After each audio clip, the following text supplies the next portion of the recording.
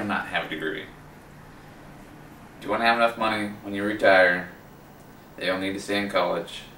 Then you'll need to stay in college and complete your bachelor's degree so you can have potential for higher income. Going off to college and finishing a degree will give you a chance to make more money than not having a degree. First, you need to determine how much you want to have for when you're going to retire. For a regular income learning level, a non-high school diploma will make about $17,300 after taxes. A high school diploma, $24,300 after taxes. If you have an associate's degree, which is halfway there, $27,600 for after taxes, and a bachelor's degree, $38,100, which shows that you can make a lot more money by having a bachelor's degree. If you want to go higher education, you can. What do you need the extra money for? You need to first determine when you retire, do you need the money for retirement, vacations, insurance, cost of living, paying for a house, paying for a car, enough money to live off of without having to go to work. How long do you plan on being retired? Do you plan on being retired at 45, at 65? I want to be done at about 45. Since I'm in the military, I'll be done about 47, so when I signed in, I'll be starting my retirement. You've got to determine what kind of insurance you need: life insurance, health insurance, house insurance. After a lifetime of earnings, with some high school, without completing, you should be able to make barely $1 million in your lifetime earnings of like 80 years. If you get a high school diploma, you should be earning about $1.2 million. With an associate's degree, you should be earning $1.6 million, and with your bachelor's degree, you should double having some high school with $2.1 million.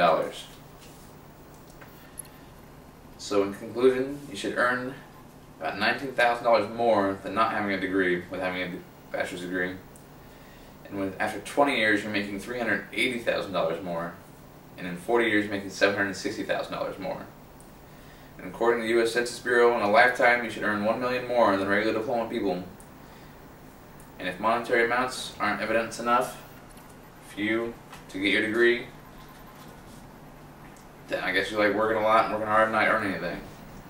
But you need to earn a college degree so you can make more money, have extra money for savings, have excess money for luxuries, and be able to retire earlier in life. Without a college degree, you can be working for a long time and not making very much money at all.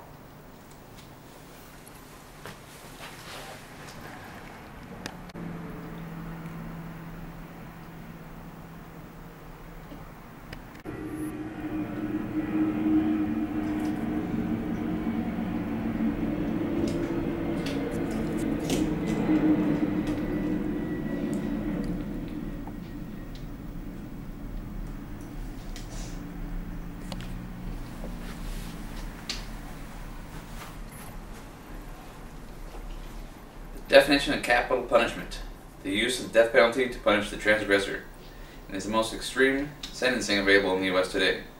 Sacrificing the lives of a few evil people is worth saving the lives of many innocents. Execution laws have always been used. They are inherent to nature and favored by 75% of Americans. It brings closures to friends and families with their cases of lost loved ones, and it's used all around the world. China had 1,718 executions in 2008. Iran had 346 executions in 2008. Japan, who has the lowest murder crime in the whole world, also uses executions. America uses it in 38 states with 37 executions in 2008, with Texas having the most executions by state. Justice Potter Stewart once said, "We are concerned here only with the imposition of capital punishment for the crime of murder, and when life has been taken deliberately by the offender, we cannot say that the punishment is invariably disproportionate to the crime. It is the extreme sanction to the most extreme of crimes." By Salinger. Capital punishment is also considered to be the ultimate incapacitation. Prison inmates serving life sentences can only be controlled knowing that the transgression can lead them to further punishment. People committing crimes would be less likely to kill, knowing death penalty awaits them. Some offenders are so dangerous they can never be returned to society. And the death penalty prevents those from harming others Hundreds of inmates on death row today have had prior homicide convictions.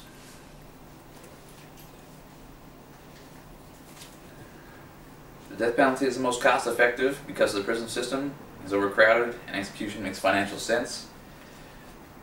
Arguments against capital punishment. A lot of people bring up that the death penalty is not a deterrent effect. Murder is often expressive involving people that know each other. Husbands, wives, spouses, brothers, other fathers.